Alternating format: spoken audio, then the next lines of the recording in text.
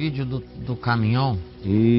O cara acha, né? O caminhão passou que passou, Isso. O cara ia dizendo eu sou inabalável. Você já se sentiu como um Titanic inafundável? Já pensou que era inatingível?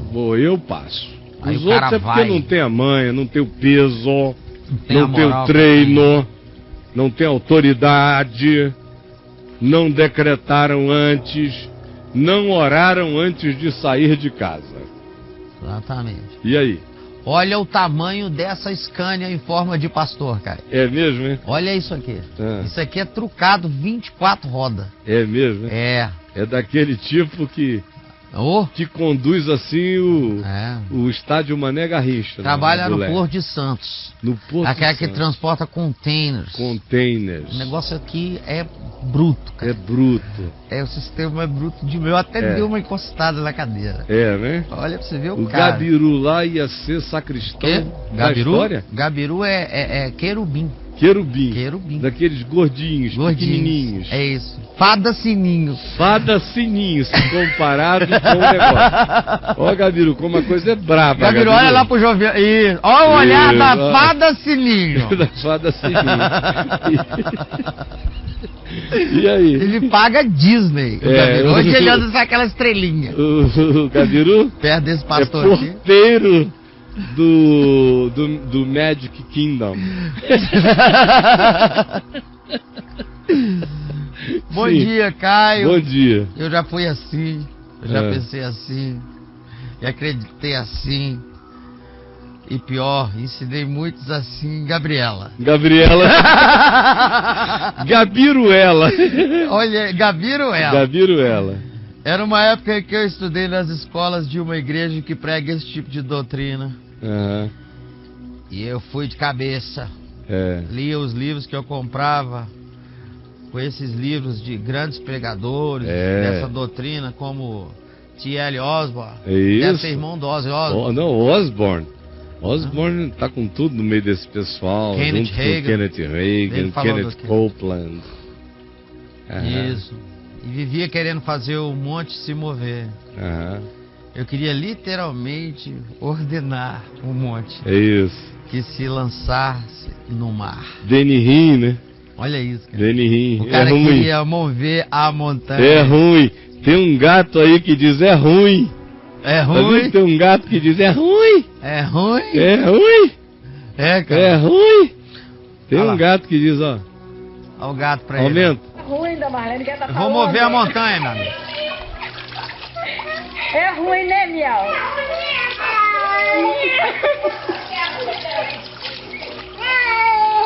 É ruim. É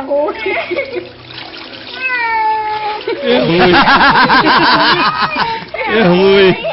É ruim, volta pra cá, é ruim. É ruim. Para com isso, menino. Né? Para com isso. E aí? Aí ele queria mover a montanha. Queria, é ruim. Ficava o dia inteiro movendo a montanha. Eu não tomava remédios também. Não, eu tô doente. Um cara que viajou comigo um mês, que era discípulo do Kenneth Copeland, em 1980, eu caí nessa cilada. Caiu, cara? Uma cilada horrível. Eu disse, vou lhe levar aos Estados Unidos para levantar fundos para Vinde. Eu conhecia ele na intimidade pouco. Já conhecia aos 4 anos, mas ele não tocava nesses assuntos comigo. Eu nem sabia que ele tinha essa história de prosperidade, nem confissão positiva, nem fé rema, nem Kenneth Copeland, nem negue o sintoma que a causa vai embora. Toda essa coisa assim. Negue o sintoma que a causa vai... Não admita o sintoma que a causa vai embora. Sim. Tudo isso. Aí eu viajo com ele para os Estados Unidos. Primeiro lugar que a gente foi pregar, uma igrejona presbiteriana bonita em Denver. Aí me dão lá a palavra e eu começo a pregar. Eu não entendia inglês. Naquele tempo eu não falava e nem entendia. Mas rapaz, eu entendi o suficiente para saber se o que eu estava dizendo em português estava sendo bem interpretado ou não. Não sei nem te dizer porquê, mas eu sentia. Aí uma frase, pra cá, eu senti que o cara chutou pra lá. Aí outra aqui, eu fui vendo, não é possível.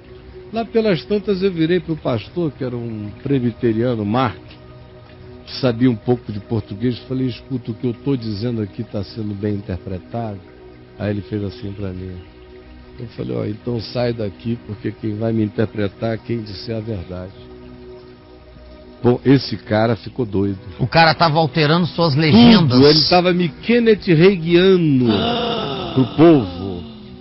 Cara. Olha, ele ficou mais um mês, eu não sei como ele não aguentou. A gente teve que ir ao Canadá, a isso. Fomos a Nova York, fomos a Califórnia, rodamos a América inteira. E esse cara com ódio de mim. Ódio.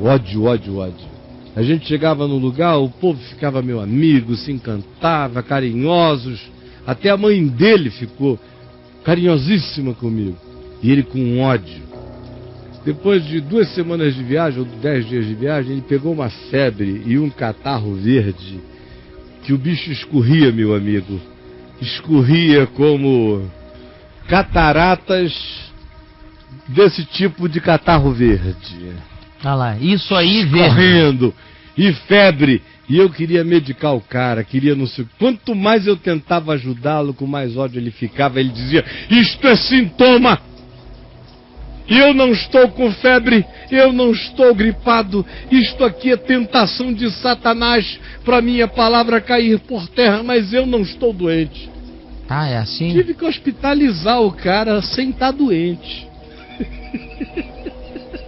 Olha o papo do cara. Ah, meu amigo, quando o pessoal me vê assim cansado disso, é porque eles nasceram ontem. E em 1980 eu já estava cansado disso, imagina hoje. Mas e aí? Eu não tomava remédios para nenhuma dor. E pregava que se a pessoa exigisse... Olha a frase. Se a pessoa exigisse o cumprimento da palavra, elas também não precisariam tomar nada. Se ela demandasse, exigisse o cumprimento, reivindicasse, a história do eu reivindico. Ai, meu Deus. Você já viu isso? É aquele Deus possível e o Deus da... O cara reivindica. Limite. Antigamente, no fim da década de 80, do meio da década de 80 em diante, a palavra-chave era reivindico. Eu reivindico. Olha isso. O cara chega, pegava um versículo da Bíblia, lia e dizia, eu reivindico isto para mim. E Deus estava obrigado a cumprir a reivindicação. Veja o nível de loucura. Deus está obrigado a cumprir a reivindicação, porque Macedo foi quem introduziu no Brasil essa história. Se não cumprir, a gente vai rasgando a Bíblia. A parte que ele não cumprir, a gente rasga.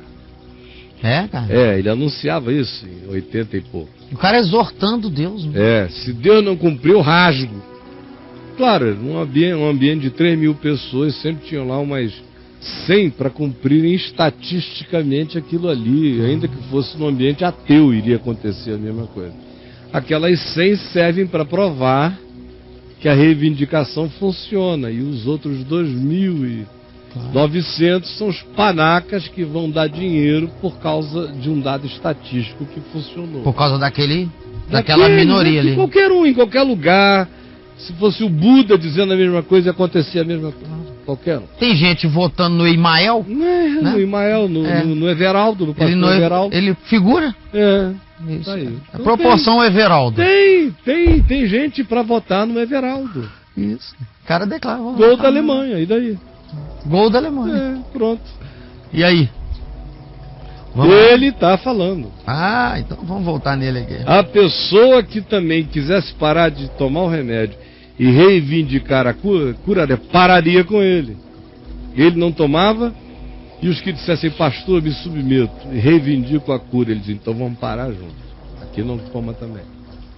As igrejas estão lotadas dessa maluquice. Lotado depois é testemunha de Jeová, que é seita.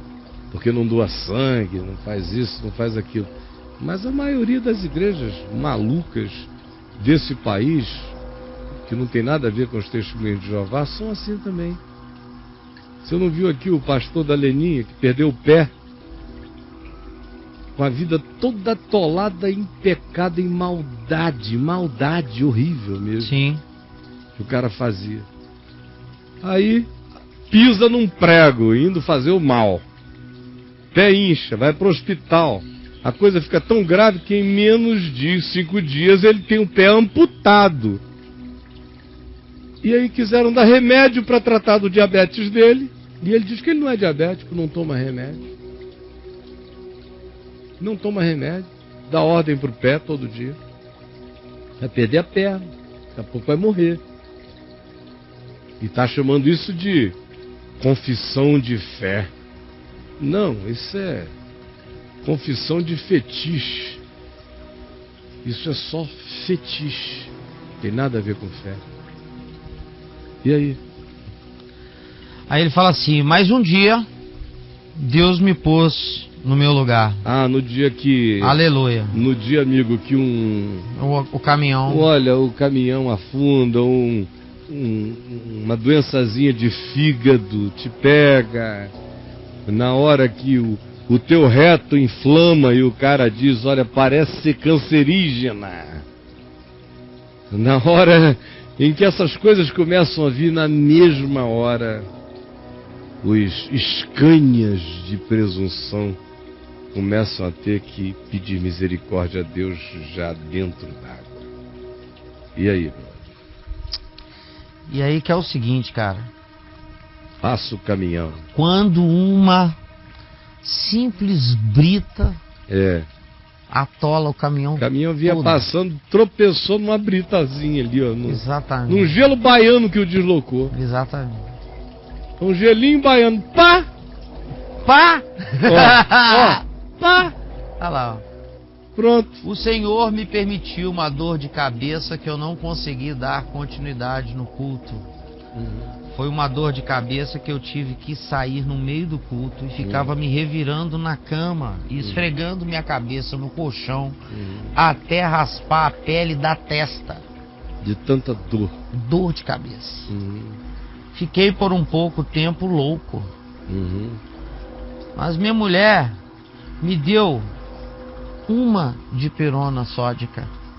Umazinha. Ele tomou uma dipirona. Uma dipirona. Uma dipirona. Tomou assim 60 gotas de uma... Um comprimido de 500 miligramas. 500 miligramas. Ele tomou uma dipi. Uma dipi. Olha isso aqui, bro. É dipirá. Dipirá, dipirona. Isso é dipirá. E aí?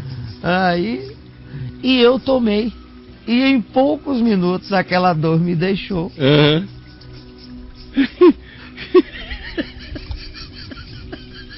O brother. Gente, agora você veja. Cara, é o pastor, bro. Eu sei. Ele lidera pessoas. Eu sei. Ele ensina pessoas coisas. E ele vive essa existência dessa natureza. Isso. Uma pessoa que é um líder é ser tão ignorante assim. É impressionante, cara. Me perdoa, meu amigo, mas é ignorância. Graças a Deus que ele já soubesse. É fanatismo. Cara, e demais isso, cara. Isso é fanatismo. O nome disso é fanatismo. É assim que ficam também os fanáticos. Nem todo fanático é tão suicida organicamente assim.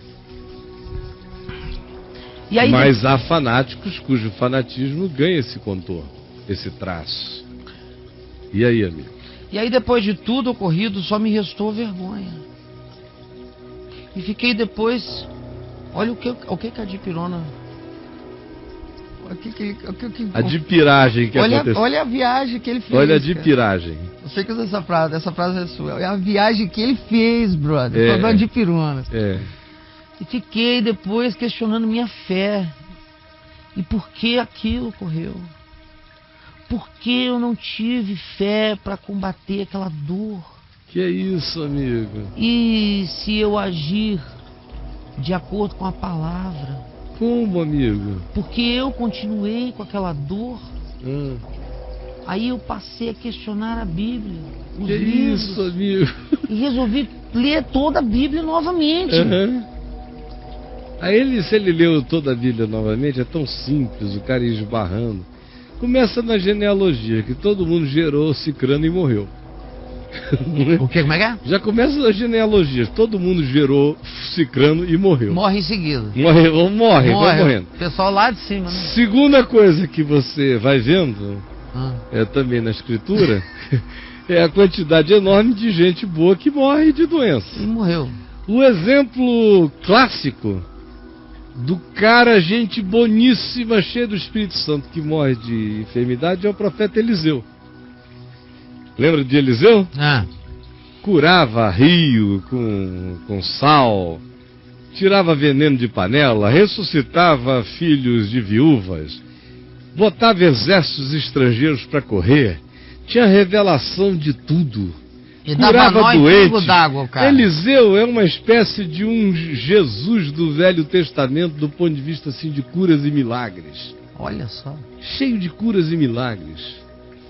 O que diz o Velho Testamento acerca dele? Diz: vindo o profeta Eliseu a falecer de uma enfermidade da qual não pôde ficar curado, foi sepultado num lugar assim, assim, assim. Tempo depois, quando os inimigos invadiam a terra de Israel, estavam sepultando um homem naquela mesma hora. E não tendo aonde jogar o corpo do defunto, jogaram-no sobre a tumba do profeta Eliseu.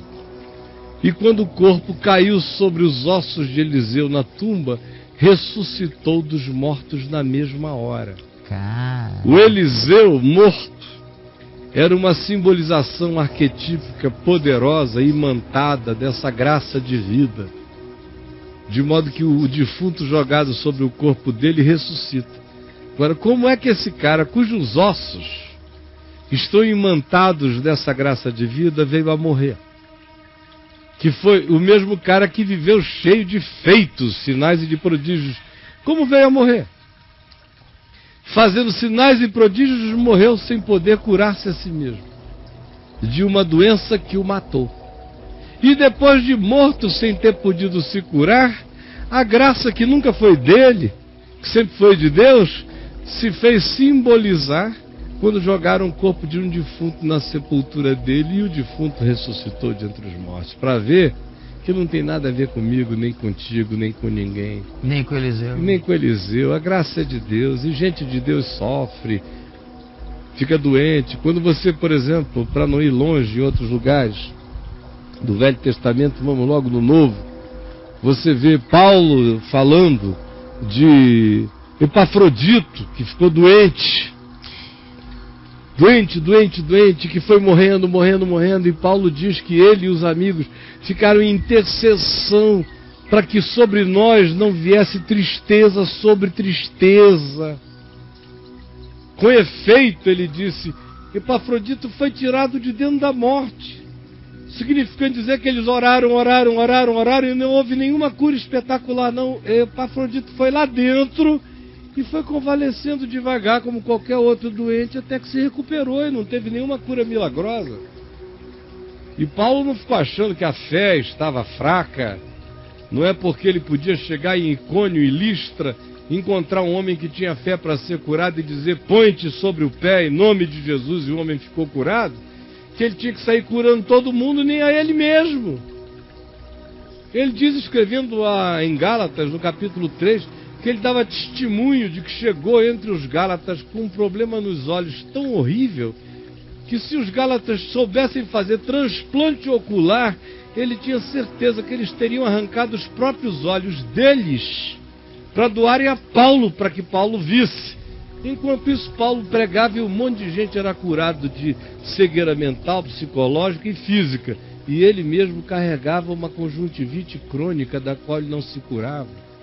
Tinha um espinho na carne, do qual ele não ficava livre.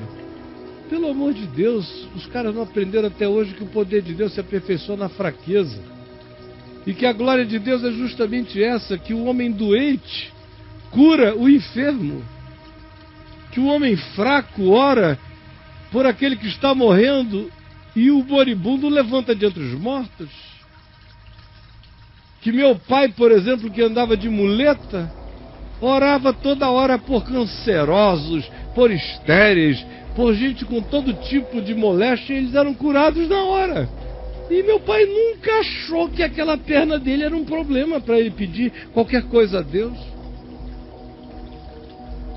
Ah, meus amigos, Vocês foram muito enganados, muitos anos. Tem um livro meu que já tem uns 30 anos de idade, chamado Tá Doendo. Ele está lá na loja do meu site. Eu escrevi esse livro justamente na época em que a pastora Valnice, que eu sempre considerei uma pessoa sincera, vocês veem que eu sempre falo nela aqui com, às vezes com dor, mas sempre com carinho. E tudo que eu posso dizer positivamente sobre ela, eu digo. Mas foi num tempo em que ela era a líder dessa bandeira aqui no Brasil, de que crente não ficava doente.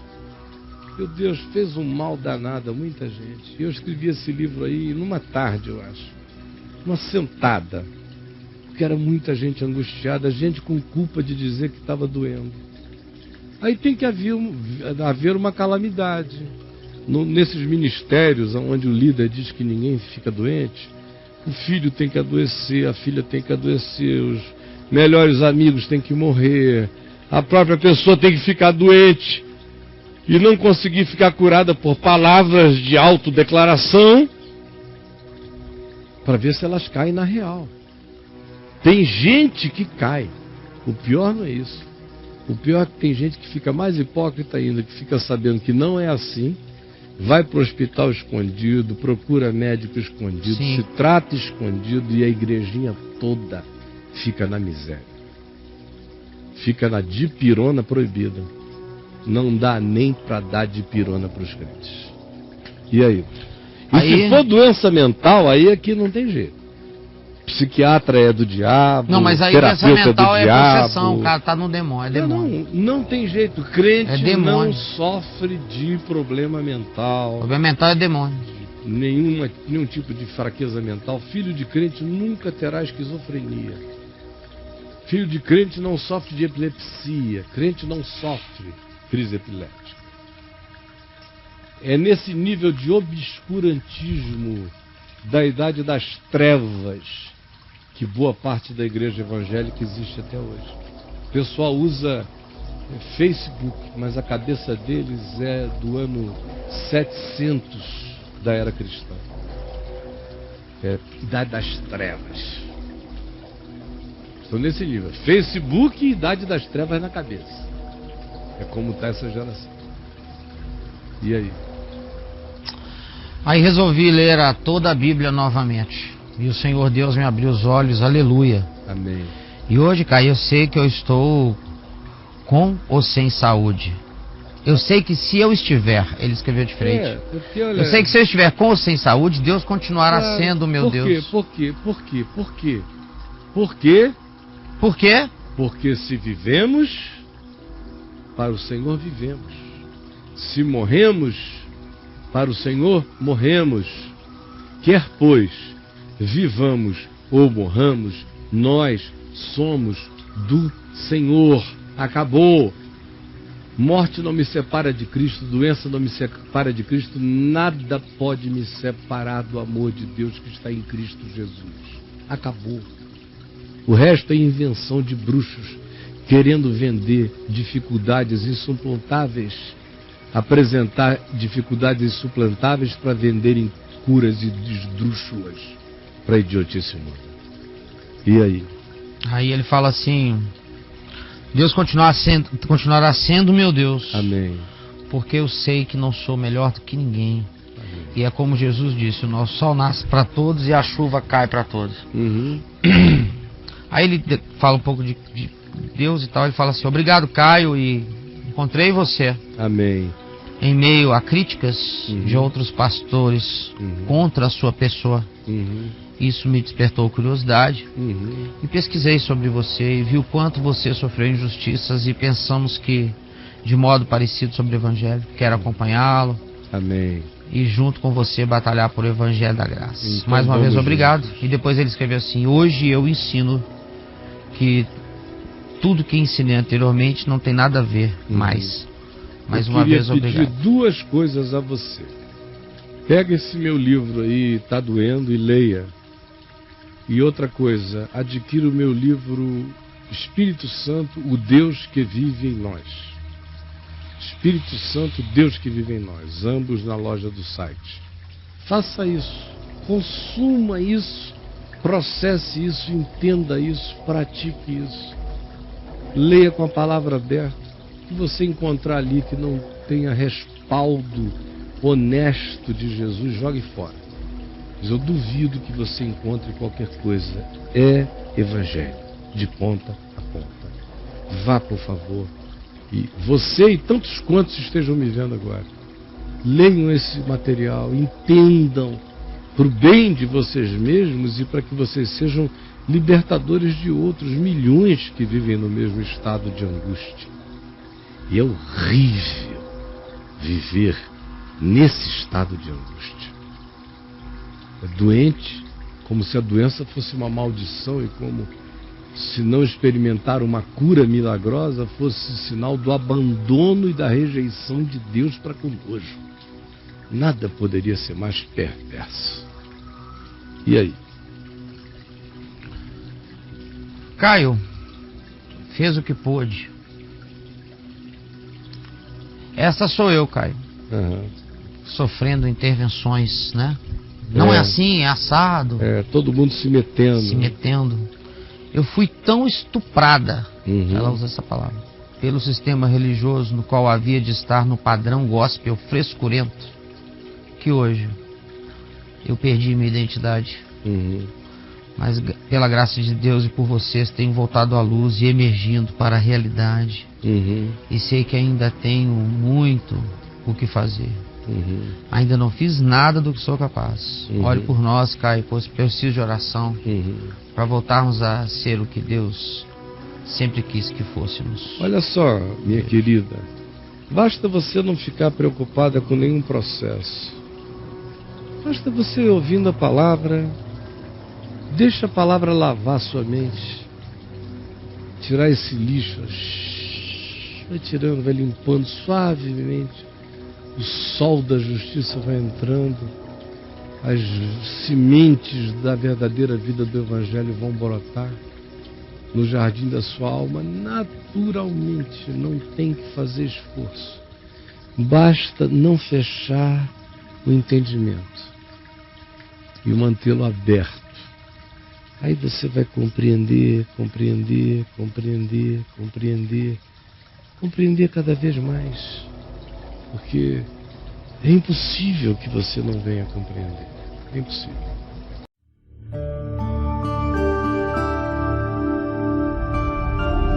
Vem me ver TV. O canal é você.